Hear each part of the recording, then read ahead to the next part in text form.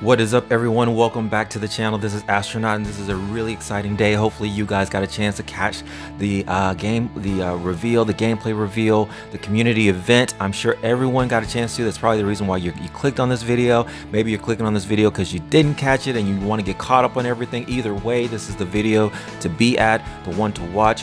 Unfortunately, I wanted to incorporate the actual video of the gameplay trailer, but I was having problems since I don't actually have the software to do it. So instead, I've placed images from gameplay. I've also included pictures of the character select screen, images of the new characters like Garrus, some images of Ronda Rousey as Sonya and whatnot. So I'm using those images as the backdrop for this video. So forgive me, you guys. I'm sorry. I need to upgrade my whole operation here, but this is my reaction of the gameplay trailer.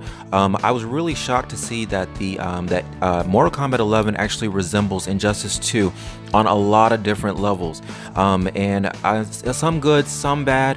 The intros are very reminiscent of Injustice 2, like the whole the trailer kicks off with Scorpion appearing, and then Raiden appearing in a Raiden versus Scorpion face off, and so both of their intros are very reminiscent of Injustice 2. The cinematic final blow that they've introduced into the gameplay resembles the super moves of Injustice 2. They're cinematic now, and I did hear that they were replacing these cinematic moments. They're replacing the X-ray movements with the cinematic final blow movements, which are going to be, more cinematic in nature. So, and that's exactly what they did. But it definitely resembles Injustice 2. Character renderings resemble the way the characters appeared in Injustice 2 to a certain extent. Of course, you still see they still look like themselves, of course, but at the same time, their renderings kind of echo a very Injustice 2 kind of style to them. The sound effects, this is probably a bad comparison, and this is something that I didn't really like, is that in Injustice 2, whenever there was contact between hands, fists, whatever, it kind of sounded a little plastic, almost like plastic hitting against plastic.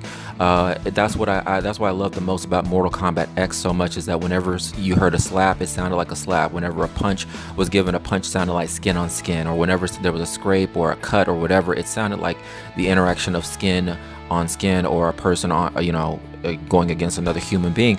But they seems like for Mortal Kombat 11, they've opted to go for the sound effects from Injustice 2. So now whenever there's a trade of blows or punches or scratches, it makes that same kind of plastic on plastic sound, like the poof, poof sound, and I don't really care for that.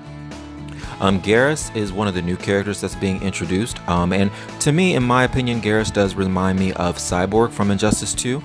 Just the only difference is he doesn't have all the cybernetic attachments and the electronics on his body. He has a whole different, skin appearance, everything, all of that. But he was reminiscent to me of Cyborg. And then Skarlet, of course, is making a return from from Mortal Kombat 9, and she has moments where she kind of reminds me of Catwoman, not overall 100%, but there are some moments when she's speaking that kind of remind me of Catwoman just a little bit. So the good part about all of this is that if you're a big Injustice 2 fan and you were hoping that Mortal Kombat 11 would reflect a lot of what Injustice 2 was all about, then this is good news for you, because you're going to find a lot of similarities, a lot of parallels. And of course, both games were made by the same company, NetherRealm, so we knew that there was going to be an incorporation of elements, the things that may have worked well for Injustice 2, they were probably going to transfer over to the Mortal Kombat universe. So it's not really that much of a surprise, but I am really shocked when you do get the chance to watch the gameplay trailer. There is a very strong Injustice 2 feel to the new Mortal Kombat 11. Another thing I wanted to mention was that Chronica does seem to be the main villain. And when you're watching the gameplay trailer, and if you get a chance to watch the story mode trailer, which we got a chance to see the whole prologue, I think like chapter 1 in the story mode, Chronica is indeed that is her name. And I'm kind of confused because Ed Boon did make a post on his Twitter saying that whole leak that involved all the character roster leak along with the name Chronica and all of that, Garrus even, he said that wasn't the real roster, and so we all thought that whole entire leak was false, but it turns out that Chronica is actually her name. Garrus is actually the name of the new character. So maybe there was a bit of a reverse trolling where he was actually trying to just distract from the fact that it actually was the real leak. So I'm still a little confused by all of that, but still in all, her name is Chronica. Ed Boon actually mentions her by name as Chronica, and it does appear that Mortal Kombat is getting its first female villain. Now it's possible that Chronica could be a hand, someone who's working on behalf of another villain who has yet to be shown, just kind of like the way Quan Chi and Devore were acting as a hand of Shinnok. Perhaps Chronica may actually not be the villain. Maybe she's acting as a hand on behalf of another evil person. But what's strange is that I'll get to this in another video, but I was really surprised to see Shinnok in the story mode prologue for Mortal Kombat 11. And when you do see Chronica appear, she goes up to the severed head of Shinnok and says, "This is not your destiny. This is not how things are going." So it's still possible that we might be surprised by who the main villain is. She could be working on behalf of Shinnok, but she does seem to carry a presence about her as if she is possibly even greater or even stronger than Shinnok. So anyways, another thing I wanted to mention about the gameplay trailer is that we get a glimpse of Liu Kang and Kung Lao. Now we see them in the story mode where they're kind of being confronted by Chronica. So they are present in the game, but we still have yet to see whether or not they are playable. And another interesting thing to mention is that even Ed Boon said that the older characters are going to be presented or confronted by their younger selves. So, and one thing you see in the gameplay trailer is we do see a very young Liu Kang and a very young Kung Lao fighting alongside each other. So so I think this is I can't seem to talk. It does seem to be once again another confirmation that Chronica does seem to be moving throughout points of time where she's confronting the younger versions of the character as well as the older versions of the character. And it seemed like at some point the younger versions of the character are going to cross paths with the older current versions of the character. So I just wanted to throw that out there. But Liu Kang and Kung Lao are present in the story mode. We have yet to see if they're going to be confirmed players, which they probably will be.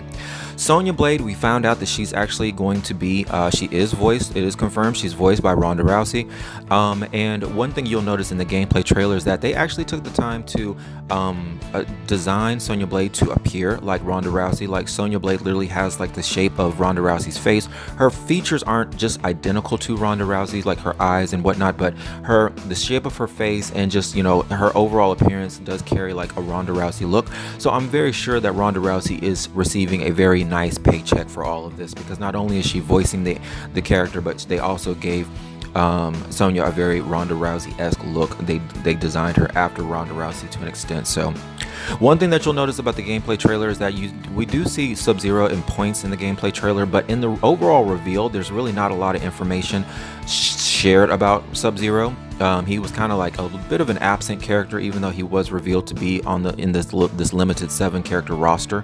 So I thought that was interesting to mention, because Sub-Zero is typically one of the more popular characters.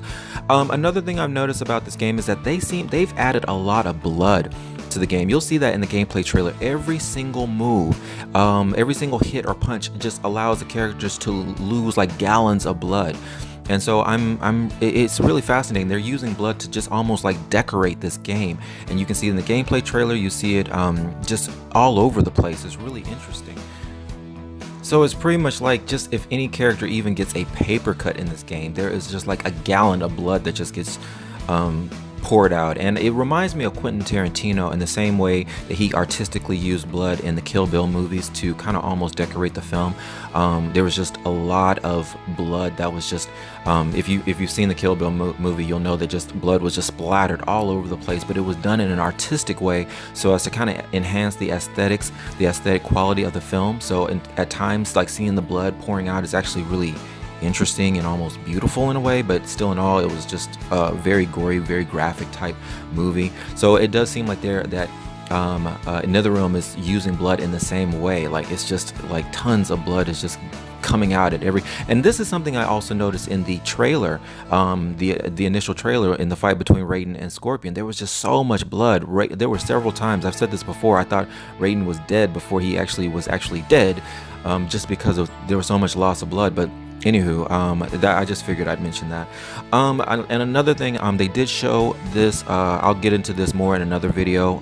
But the gear customization, they did actually. This is the one thing I was hoping they weren't going to do, which was they were going to allow us just any color to be thrown on any person. They use Scorpion as an example to demo the gear customization, and it is true, you will be able to use different colors on him. You can make him appear a bit more like Reptile, like Sub-Zero, things like that. And we kind of saw this coming with Sub-Zero in when he did the when he was the guest character for Injustice 2. He was one ninja where they allowed you to pretty much put him in any color. So you can make Sub-Zero appear like Ermac, like Reptile, like Scorpion. You could put him in any color. So they actually did decide to do that. I wanted them to only have give each character a limited spectrum of color, which would be true to their original color, but they didn't do that. So I just figured I'd just let you guys know. And like I said, all of this, I'm saying a lot of stuff before actually being able to play the game myself. So once I've actually had a chance to play this, it might actually turn out to be a really fun, exciting thing. I might actually like being able to do this. And from what I did notice of Scorpion, they did add some detail to his character so that even if you do change his color, he will still be recognizable by just certain features that they've allowed to be on his uniform, on his skin, whatever. So changing the color won't necessarily allow them to completely just be an imitation of another ninja, but whatever. Another thing I'll say about the reveal, it was really cool to see Ed Boon being truthful and honest because it was great after we've been waiting for 3 years to see all this footage and to really see him at the reveal, standing on stage and literally telling us everything we wanted to hear. It was almost trippy in a way, because I've been reading all these trolls for 3 years about this game, and so here he is just revealing everything that we've been waiting. So it was really cool to really see Ed Boon just literally not holding back, just honestly just telling us everything. And there's even more I want to get into, but I'm saving it for another video. So, and another thing, guys, that the last thing I want to mention about the gameplay trailer is that the camera is situated much closer to the combatants this time around. So if you're going to be playing this on a huge flat screen, in 4K and all that good stuff, these characters are going to appear awesome. I noticed in the gameplay trailer, you can notice so much more detail as they're fighting because the camera is so much closer to them. So the overall space that they're fighting in is a little bit limited. The combatants seem a little closer to one another. The camera does, of course, zoom out if you do a throw or knock back the character or whatever, but the camera stays situated very close. So if you're playing in 4K or on a huge screen, this game is going to jump right out at you. You're really going to enjoy it. Alright guys, stay tuned for even more videos I have coming up. I do some more coverage, so don't go anywhere. Astronaut out.